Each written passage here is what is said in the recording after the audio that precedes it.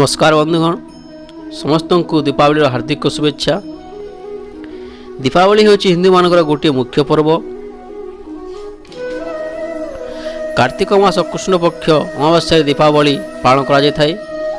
12 मास मध्य कार्तिक मास हूँ पुण्य और धार्मिक मास।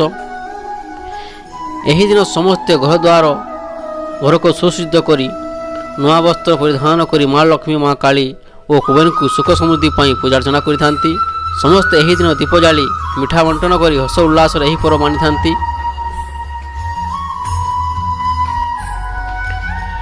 पौराणिक मतरे तृतीया युगरे यही दिन प्रभु श्री रामचंद्र लंकार रावण को मारी सीता को मुक्त करी तांकर भ्राता संगे 14 वर्ष वनवास सारी अयोध्या को फेरी।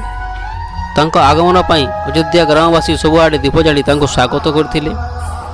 सही दिन अमावस्यार अंधकार को दूर करी अयोध्या राज्यवासी हर्ष उल्लास दीपावली पर्व मानिथिले। सही दिन ठार हिंदू माने यही दीपावली पर्व मानि आसुचंती। कहा जाए यही दिन राजा बलि को भगवान विष्णु तांकर 52 अवतार रे बलि को तांको पाद तले चापिथिले और तांकर गर्भ अहंकार को नष्ट करथिले। दुतरे असुर और देवता मानक मध्य सागर मंथन होइथिला। यही आजिर दिन में माँ लक्ष्मी आविर्भाव होते सागर मंथन और विष्णु को पति रूपे वर्ण करथिले। और आज हूँ से दिन पांडव माने तांको वनवास सारी हस्तिनापुर को फेरी।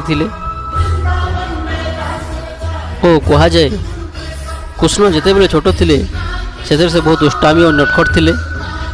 दिने माँ यशोदा कृष्ण दुष्टामी देखी कृष्ण को गोटे खुंडे दौड़ी बांधि देथिले।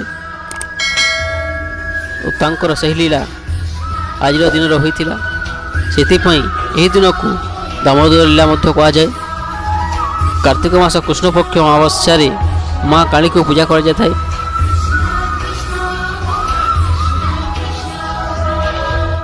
जेहेतु यही दिन माँ पार्वती श्यामल काली रूप धरी रक्तबीज को मारी और रक्तबीज कबल संसार को उद्धार करते। यहीटा थिला दीपावली विशेष कथा।